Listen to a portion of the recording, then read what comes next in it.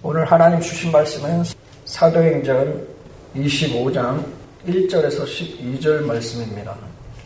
사도행전 25장 1절에서 12절 말씀 우리 함께 읽겠습니다. 베스토가 부임한 지 3일 후에 가이사랴에서 예루살렘으로 올라가니 대제사장들과 유대인 중 높은 사람들이 바울을 고소할세 베스토의 호의로 바울을 예루살렘으로 옮기기를 청하니 이는 길에 매복하였다가 그를 죽이고자 함이더라. 베스토가 대답하여 바울이 가이사랴에 구류된 것과 자기도 멀지 않아 떠나갈 것을 말하고 또 이르되 너희 중 유력한 자들은 나와 함께 내려가서 그 사람에게 만일 옳지 아니한 일이 있거든 고발하라 하니라. 베스토가 그들 가운데서 8일 혹은 10일을 지낸 후 가이사랴로 내려가서 이튿날 재판 자리에 앉고 바울을 데려오라 명하니 그가 나오매 예루살렘에서 내려온 유대인들이 둘러서서 여러 가지 중대한 사건으로 고발하되 능히 증거를 대지 못한지라. 바울이 변명하여 이르되 유대인의 율법이나 성전이나 가이사에게나 내가 도무지 죄를 범하지 아니하였노라 하니 베스토가 유대인의 마음을 얻고자 하여 바울더러 묻되 내가 예루살렘에 올라가서 이 사건에 대하여 내 앞에서 신문을 받으려느냐. 바울이 이르되 내가 가이사의 재판 자리에 앞에 섰으니 마땅히 거기서 신문을 받을 것이라. 당신도 잘 아시는 바와 같이 내가 유대인들에게 불의를 행한 일이 없나이다. 만일 내가 불의를 행하여 무슨 죽을 죄를 지었으면 죽기를 사양하지 아니할 것이나 만일 이 사람들이 나를 고발하는 것이 다 사실이 아니면 아무도 나를 그들에게 내줄 수 없나이다. 내가 가이사께 상소하노라 한데 베스토가 배석자들과 상의하고 이르되 내가 가이사에게 상소하였으니 가이사에게 갈 것이라 하니라. 아멘. 할렐루야. 오늘도 살아계신 주님 앞에 나온 저와 우리 모두에게 하나님의 음성과 성령님의 만져주심이 있기를 예수 그리스도의 이름으로 축복합니다. 저와 우리 모두가 세상을 살아가다 보면 선택해야 하는 그런 순간이 옵니다. 편한 길을 갈 것인가, 바른 길을 갈 것인가, 사람들이 원하는 쪽으로 움직일 것인가, 하나님 앞에서 옳은 길에 설 것인가, 당장 불편함을 피할 것인가, 아니면 주님이 맡기신 길을 붙들 것인가.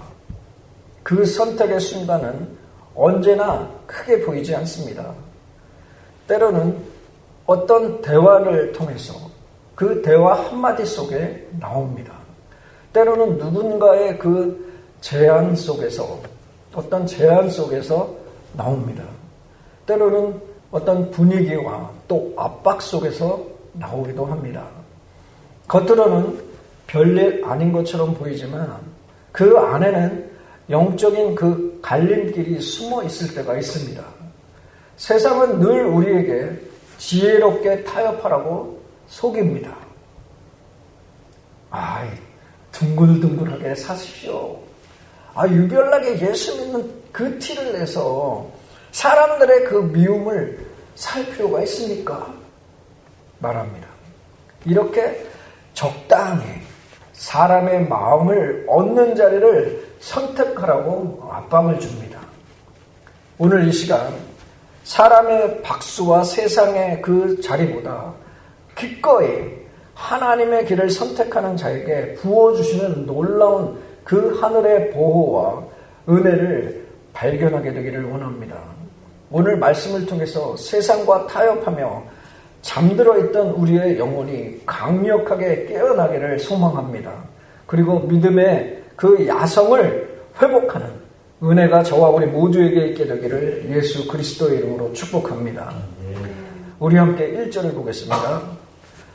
베스토가 부임한 지 3일 후에 가이사랴에서 예루살렘으로 올라가니 말씀합니다. 베스토가 새 총독으로 부임을 합니다. 그리고 부임한 지 3일 후에 가이사랴에서 예루살렘으로 올라갑니다. 새로운 총독이 유대 지역을 다스리려면 예루살렘의 그 지도자들을 만나야 했을 것입니다. 지금 이 베스도의 모습은 정치적으로는 자연스러운 그런 걸음입니다. 새로운 통치자가 지역의 종교 지도자들과 관계를 맺고 민심을 살피는 것은 필요한 일이었습니다. 그런데 우리가 2절에서 3절을 보면 이때의 유대 지도자들이 그 기회를 놓치지를 않습니다.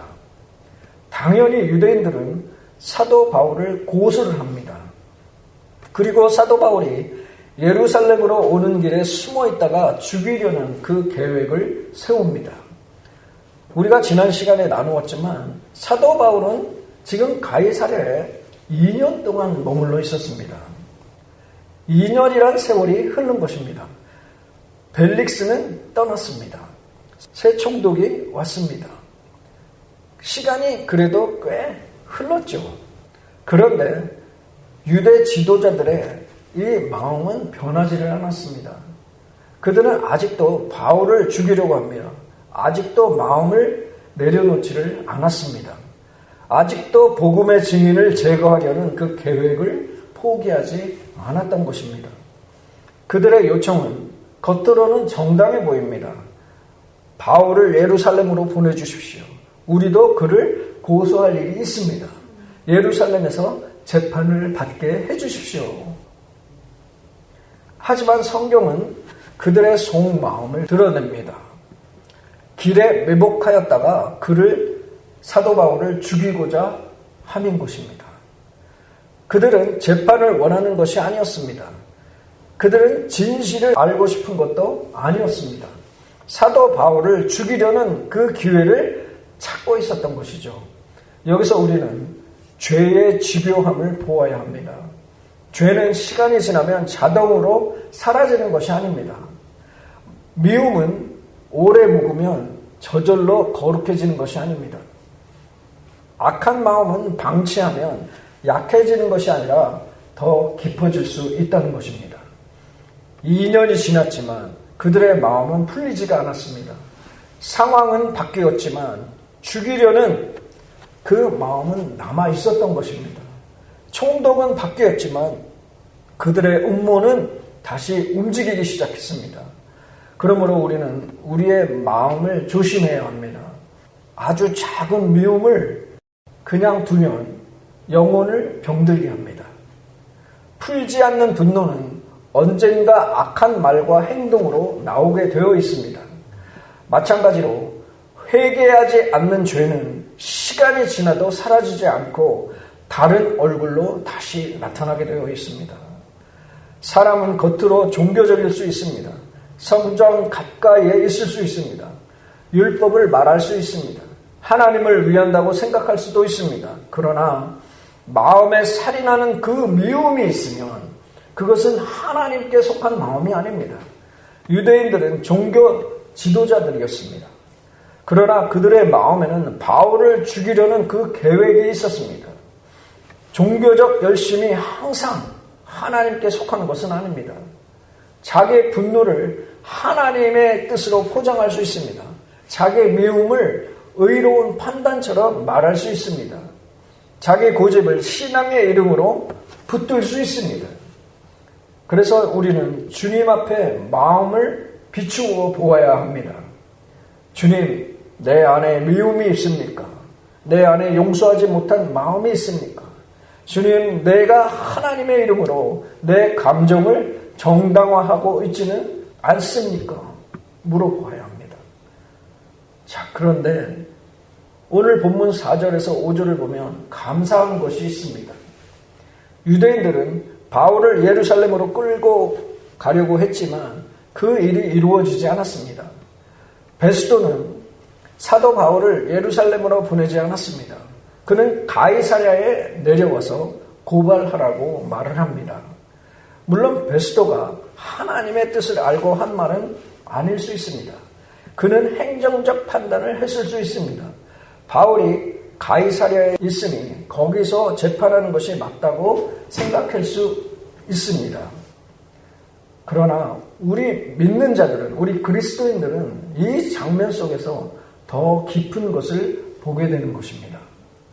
사람들은 바울을 죽음의 길로 끌고 가려 했지만 하나님은 그 길에 바울을 넘기지 않으셨습니다. 사도 바울이 몰랐던 곳에서 음모가 있었습니다. 바울이 듣지 못한 자리에서 요청이 있었습니다. 바울이 대응할 수 없는 그런 곳에서 계획이 움직이기 시작했던 것입니다. 그러나 하나님은 거기서도 일하고 계셨다는 것입니다. 사랑하는 성도 여러분, 저와 우리 모두가 모르는 자리에서도 하나님은 일하고 계심을 믿으시기 바랍니다. 내가 듣지 못한 말이 있습니다. 내가 알지 못하는 계획이 있습니다. 내가 막을 수 없는 그런 상황이 있습니다. 내가 손이 닿지 않는 그 곳에서 누군가 결정하고 움직이는 그런 일들이 있습니다. 그러나 믿는 자들은 두려움에 삼켜지지 않습니다. 왜냐하면 하나님은 내가 보는 곳에서만 일하시는 분이 아니시기 때문입니다. 하나님께서는 내가 아는 순간에만 나를 지키시는 분이 아니기 때문입니다.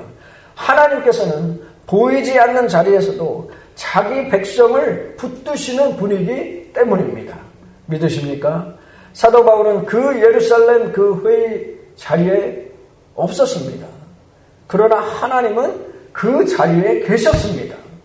사도 바울은 그들의 매복 계획을 직접 막지 않았습니다.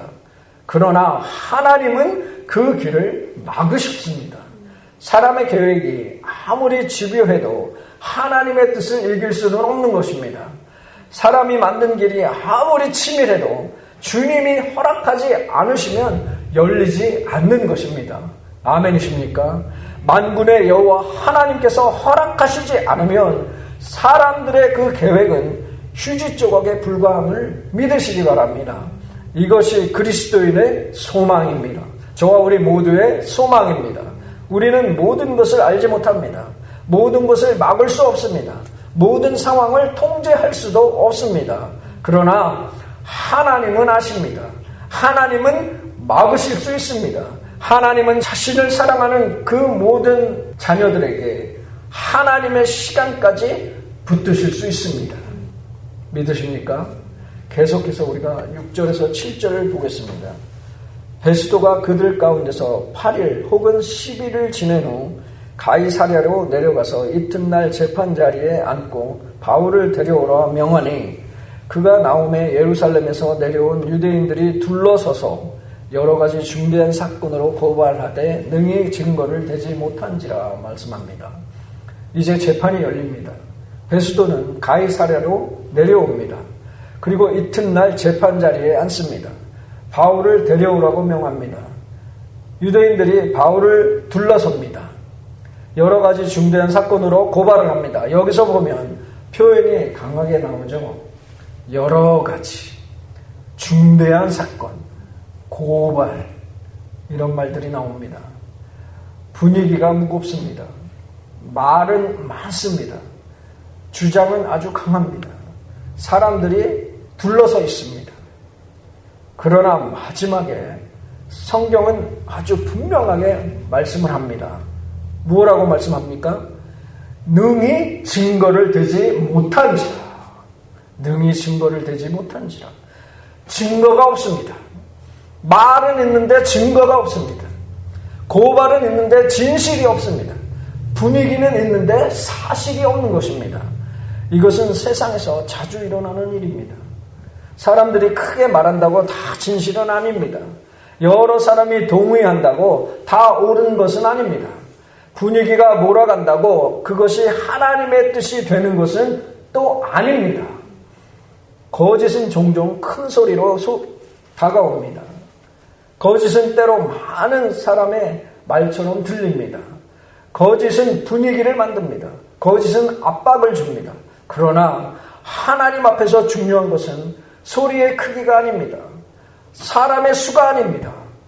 무엇입니까? 진실입니다. 진실. 8절에서 보면 사도 바울은 세 가지로 대답을 합니다. 유대인의 율법에 대해서도 죄를 범하지 않았고 성전에 대해서도 죄를 범하지 않았고 가이사에게도 죄를 범하지 않았다는 이 세 가지를 말합니다. 사도 바울의 말은 길지가 않습니다. 그러나 분명합니다. 그는 사람들의 큰 소리에 끌려가지 않았습니다. 자신을 둘러싼 압박에 무너지지도 않았습니다. 사도 바울은 사실 앞에 서서 말합니다. 그런데 문제는 9절입니다.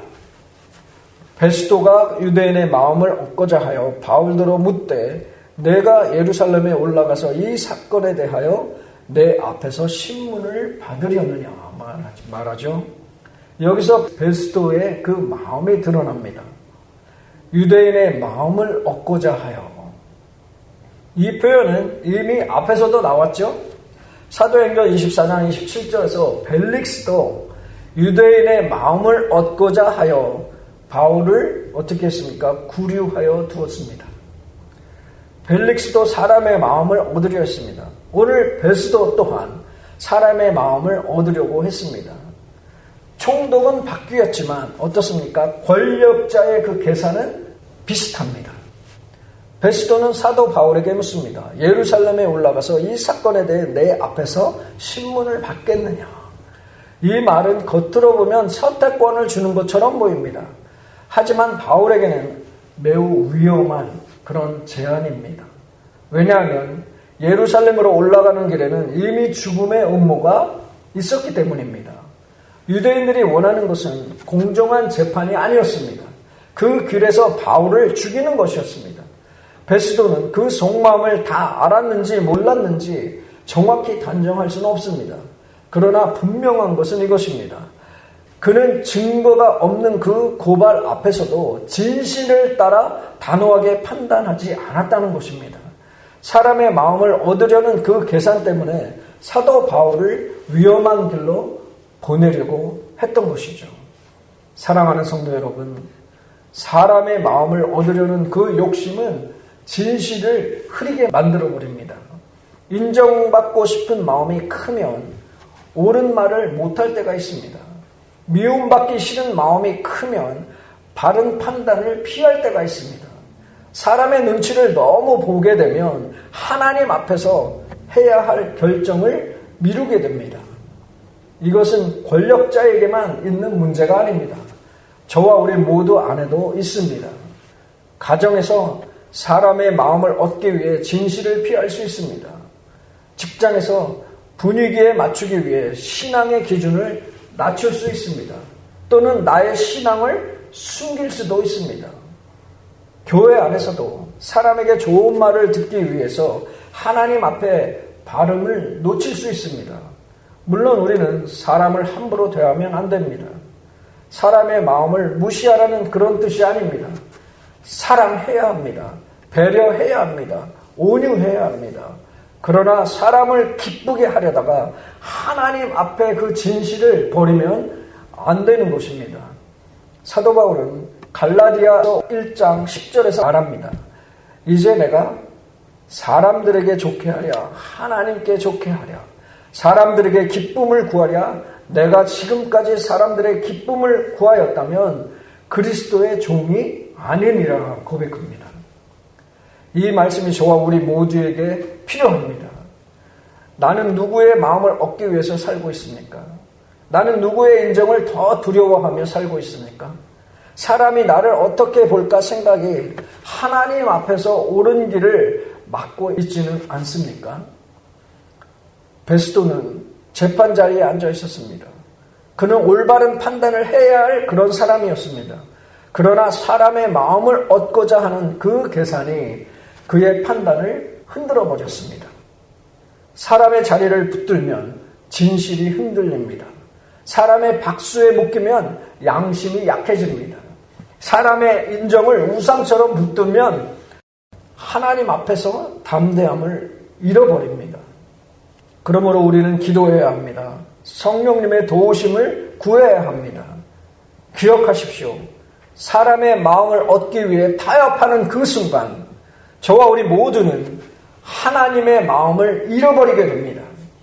사람의 자리를 지키려다가 영원한 진실을 흔들어버리는 그 베스도의 비겁한 그 그늘에서 벗어나야 합니다. 사람의 박수가 아니라 하나님의 인정하심을 목숨보다 귀하게 여기는 저와 우리 모두가 되기를 간절히 바랍니다. 이것이 그리스도인의 길입니다. 우리 계속해서 10절 보겠습니다. 바울이 이르되 내가 가이사의 재판 자리 앞에 섰으니 마땅히 거기서 신문을 받을 것이라. 당신도 잘 아시는 바와 같이 내가 유대인들에게 불의를 행한 일이 없나이다 말씀합니다. 사도 바울은 베스도의 제안을 받아들이지 않았습니다. 사도 바울은 자신이 지금 어디에 서 있는지를 아는 사람이었습니다. 바울은 유대인의 그 사사로운 분노 앞에 서 있는 것이 아닙니다. 바울은 로마의 그 공식 재판 자리 앞에 서 있던 것입니다. 로마 시민권자로서 정당한 그 법적 권리를 가지고 있었습니다. 그리고 바울은 말합니다. 당신도 잘 아시는 바와 같이 내가 유대인들에게 불의를 행한 일이 없나이다. 사도 바울은 베스도도 어느 정도 알고 있다고 말을 합니다. 증거가 없다는 것을 알고 있다는 것입니다. 바울이 죽을 죄를 지은 사람이 아니라는 것을 알고 있었다는 것이죠. 그리고 11절에서 사도 바울은 아주 분명한 말을 합니다. 만일 내가 불의를 행하여 무슨 죽을 죄를 지었으면 죽기를 사양하지 아니할 것이나 만일 이 사람들이 나를 고발하는 것이 다 사실이 아니면 아무도 나를 그들에게 내줄 수 없나이다. 내가 가이사께 상소하노라 말합니다. 이 말은 바울의 믿음과 분별을 동시에 보여주고 있습니다. 바울은 죽음을 무조건 피하려고 하지 않았습니다. 내가 정말 죽을 죄를 지었다면 죽기를 사양하지 않겠습니다. 고백하죠. 이것은 책임 있는 말입니다. 그는 자기 생명만 붙들고 있는 그런 사람이 아닙니다. 죄가 있다면 그 결과를 피하지 않겠다는 것입니다. 그러나 동시에 사도 바울은 무모하게 죽음의 자리로 끌려가지도 않습니다. 이 사람들이 고발하는 것이 사실이 아니면 누구든지 나를 그들에게 내줄 수 없습니다. 말하죠. 이것은 분별 있는 말입니다. 믿음은 비겁함이 아닙니다. 믿음은 무모함도 아닙니다. 믿음은 하나님 앞에서 진실하게 서는 것입니다. 믿음은 죄가 있으면 책임지는 것입니다. 믿음은 죄가 없는데도 사람의 악한 손에 함부로 자신을 맡기는 것이 아닙니다. 믿음은 하나님이 주신 길과 권리를 바르게 사용하는 것입니다. 바울은 로마 시민권자로서 가이사에게 상소를 합니다. 내가 가이사께 상소하노라. 이 말은 오늘 본문의 절정입니다. 바울의 상소는 단순히 살아남기 위한 그런 몸부림이 아닙니다. 그는 로마로 가야 할 사람입니다. 사도행전 23장 11절에서 주님은 바울에게 이미 말씀을 하셨습니다. 담대하라. 네가 예루살렘에서 나의 일을 증언한 것 같이 로마에서도 증언하여라 하리라 말씀하셨습니다. 사도 바울은 이 예수님의 말씀을 잊지 않았을 것입니다. 바울은 예루살렘으로 다시 끌려가 죽음의 업무 속에 들어가는 것이 하나님의 길이 아님을 분별했습니다. 바울은 자신에게 주어진 그 법적 길을 사용하여서 로마로 향하는 그 문을 연 것입니다. 겉으로 보면 재판 절차입니다. 겉으로 보면 상소입니다. 겉으로 보면 정치적 사건입니다. 그러나 저와 우리 모두가 믿음의 눈으로 보면 하나님이 주신 사명의 방향이 열리고 있음을 보아야 합니다. 사랑하는 성도 여러분, 하나님의 길은 언제나 편한 길만이 아닙니다. 바울이 가이사에게 상소했다고 해서 곧바로 사도 바울에게 자유가 주어진 것은 아닙니다. 오히려 그는 로마로 가기까지 더 긴 여정을 지나야 합니다. 바다를 건너야 합니다. 풍랑을 만나야 합니다. 배가 부서지는 그런 일도 만나게 됩니다. 그러나 그 길 끝에는 주님이 말씀하신 그 로마가 있는 것입니다.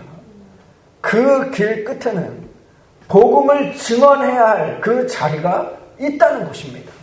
이것이 중요합니다. 하나님의 길은 쉽다는 그 뜻이 아닙니다. 그러나 하나님의 길은 주님이 함께 하신다는 그 뜻입니다. 하나님의 길은 고난이 없다는 뜻이 아닙니다. 그러나 하나님의 길은 고난 속에서도 목적이 있다는 뜻입니다. 하나님의 길은 모든 사람이 이해해 준다는 그런 뜻이 아닙니다. 그러나 하나님의 길은 하나님이 아신다는 뜻입니다. 우리는 사람의 자리와 하나님의 그 길 두 사이에서 선택해야 할 때가 있습니다. 사람의 자리는 당장 편해 보입니다. 안전해 보입니다. 인정받을 수 있는 그런 자리로 보입니다. 갈등을 피하게 해줄 수 있는 것처럼 보입니다. 그러나 하나님의 길은 때로 좁습니다. 불편합니다. 외로울 수 있습니다. 당장 내가 손해보는 것처럼 느껴질 때도 있습니다. 하지만 그 하나님의 길에는 생명이 있습니다. 주님의 뜻이 있습니다. 성령님의 동행하심이 있는 것입니다. 믿으십니까? 사도 바울은 예루살렘으로 끌려가지 않았습니다. 사람들의 그 압박에 자신을 내어주지도 않았습니다. 하나님이 맡기신 그 방향을 붙들었습니다. 우리가 마지막 12절을 보겠습니다. 베스도가 배석자들과 상의하고 이르되 내가 가이사에게 상소하였으니 가이사에게 갈 것이라 말씀하죠. 이제 길이 정해졌습니다. 가이사에게 갈 것이라. 가이사에게 가는 것입니다. 사람들은 바울을 예루살렘으로 끌고 가려고 했습니다. 그러나 하나님은 바울을 로마로 보내실 것입니다. 사람들은 바울을 죽이려 했습니다. 그러나 하나님은 바울을 증언자로 세우실 것입니다. 사람들은 바울의 입을 막으려 했습니다. 그러나 하나님은 바울의 입술을 로마까지 가져가실 것입니다. 사람의 악한 계획이 마지막 말이 아닙니다. 권력자의 그 계산이 마지막 말이 아닙니다. 상황의 압박이 마지막 말이 아닙니다. 하나님의 말씀이 마지막 말입니다. 하나님의 부르심이 마지막입니다. 하나님의 뜻이 마지막입니다. 아멘이십니까? 그러므로 흔들리지 마십시오. 사람의 자리보다 하나님의 길을 선택하십시오. 사람의 눈치보다 하나님의 뜻을 붙드시기 바랍니다. 사람의 압박보다 주님의 말씀을 더 크게 들으시는 저와 우리 모두가 되기를 간절히 기도합니다. 저와 우리 모두는 사람에게 끌려가는 그런 존재가 아닙니다. 우리는 하나님께 부름받은 사람들입니다. 믿으십니까? 바울의 심장 속에는 오직 로마를 향한 그 주님의 불타는 그 사명이 새겨져 있었습니다. 예루살렘으로 가서 사람들과 타협할 것인가? 아니면 로마를 향해 죽음을 각오하고 나아갈 것인가? 바울은 가장 극심한 그 압박과 죽음의 그 공포 속에서도 하나님이 맡기신 그 사명의 방향을, 로마로 가는 그 방향을 정확하게 분명하게 선택을 했던 것입니다.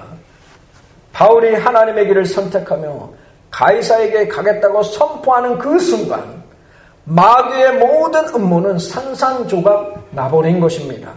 오히려 로마 제국의 가장 막강한 군대와 또 배가 동원되고 죄수 바울을 가장 안전하게 로마로 에스코트하는 그 기가 막힌 사명의 길이 열리게 된 것입니다. 세상이 우리들에게 윽박지르고 신앙을 포기하라고 쪼여올 때에 절대로 타협하지 마시기 바랍니다. 압박 속에서도 바울처럼 하나님이 내게 주신 거룩한 그 사명의 방향을 단호하게 선택하시기 바랍니다.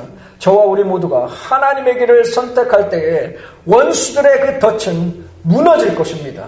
그리고 온 우주를 동원하시고 저와 우리 모두를 돕고 호위하시는 전능자의 손길을 생생하게 경험하게 될 줄로 믿으시기 바랍니다. 사랑하는 성도 여러분, 오늘 본문에서 우리는 세 종류의 사람을 보았습니다.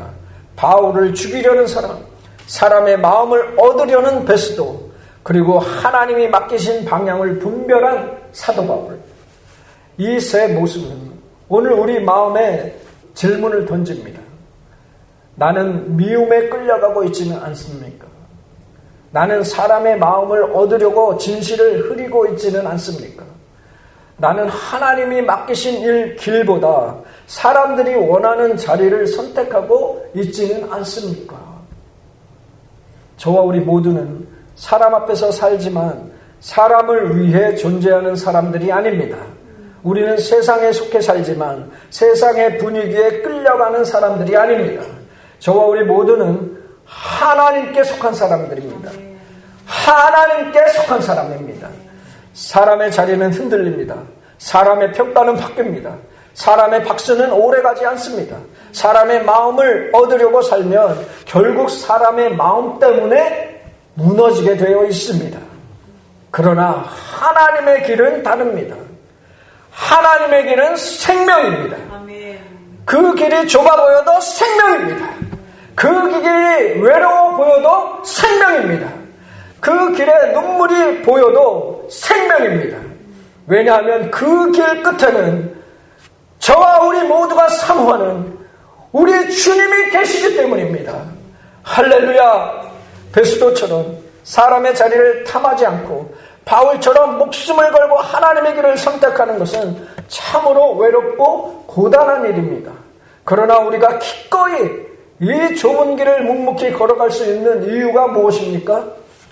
우리가 걷는 이 길은 이미 2000년 전에 우리 주 예수 그리스도께서 앞서 걸어가시며 주님의 붉은 피로 선명하게 열어놓으신 그 구원의 길이기 때문입니다. 믿으십니까? 예수님을 보십시오. 주님이 오병이어로 5,000명을 먹이셨을 때 수많은 무리가 몰려와서 예수님을 이 세상의 왕으로 삼으려고 했습니다. 사람들이 열광을 했습니다. 박수를 쳤습니다. 가장 높은 자리를 주려고 했습니다. 그러나 예수님은 사람들의 그 환호성과 박수갈채를 철저하게 거절하시고 홀로 산으로 올라가셨습니다. 예수님은 사람들의 그 마음을 얻어서 왕이 되기 위해 이 땅에 오신 것이 아니었기 때문입니다. 겟세마네 동산에서 땀방울이 핏방울이 되도록 기도하실 때에 인간의 그 육신으로는 그 끔찍한 십자가의 고통을 피하고 싶으셨습니다. 그러나 주님은 무엇을 선택하셨습니까?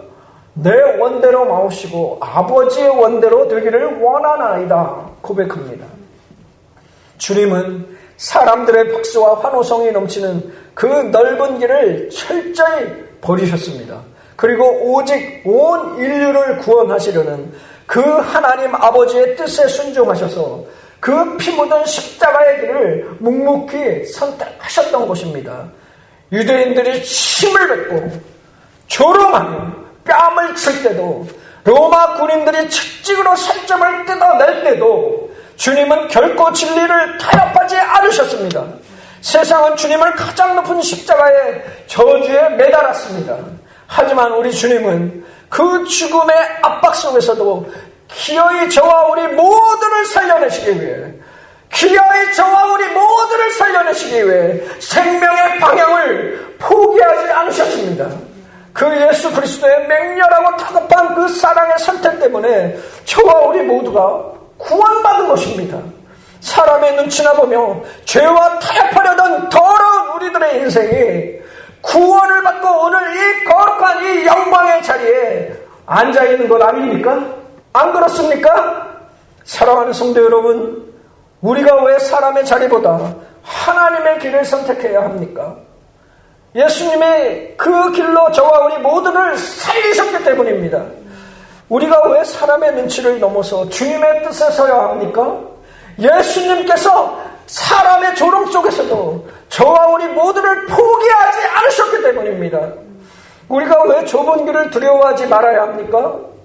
그 길 끝에는 부활의 주님이 서 계시기 때문입니다. 여러분, 그 부활의 주님 보기 원하시지 않으십니까? 오늘 이 말씀 앞에서 우리의 영혼이 깨어나야 합니다. 사람의 마음을 얻으려고 주님을 놓치지 마십시오. 사람에게 좋게 보이려고 진실을 버리지 마시기 바랍니다.